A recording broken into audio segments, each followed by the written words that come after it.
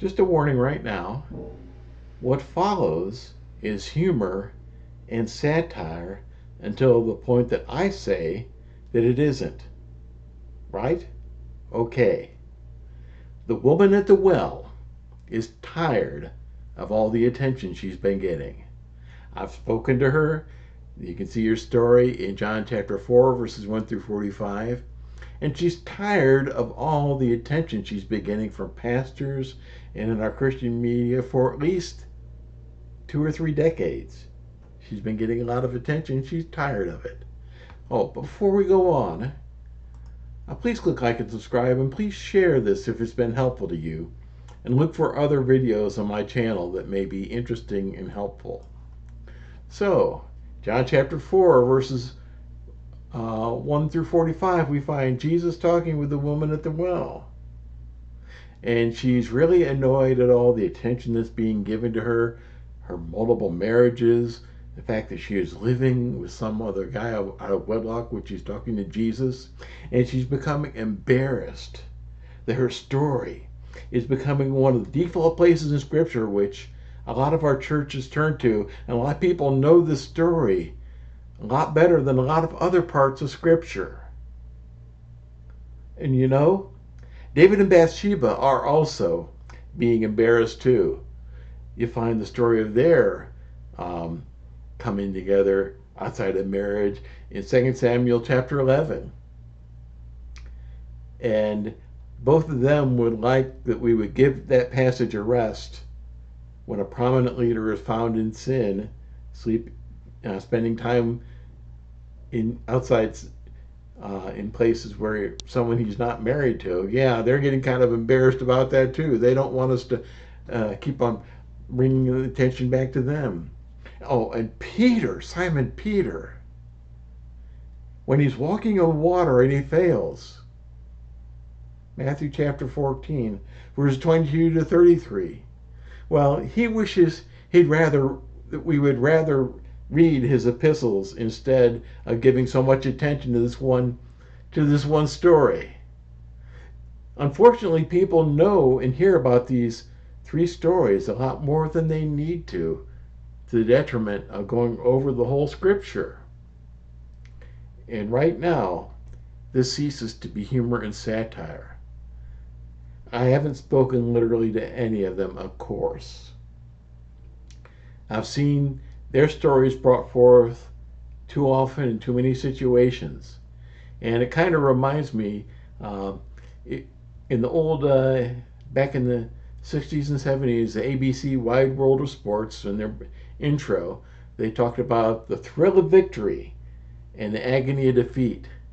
And the agony of defeat was a guy who going through this ski jump and being wiped out. And I once heard a stand-up comedian talk about how hard it must be to be that guy having his wipeout being shown every week on national TV.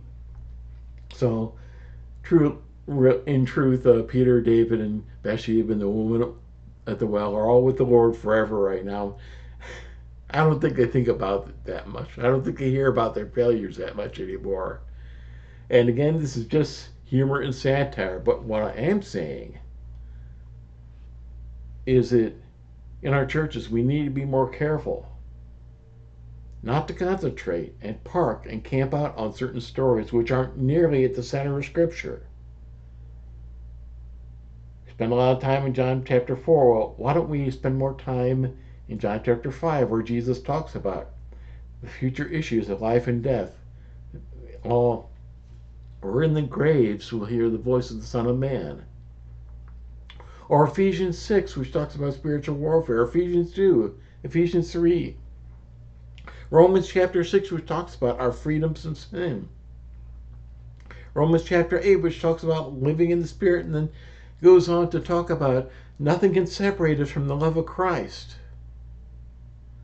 And that passage really isn't about eternal security as I've heard it preached on, but it's really about nothing here, nothing created is going to separate us from Jesus. We are more than conquerors through Him that loved us. So what I'm saying is, don't go to these 3 scriptures as much as we have. They're good to know, they're good to preach, they're part of Scripture, but we need to be careful not to park and camp out on John chapter 4, the woman at the well, David and Bathsheba, and Peter walking on water.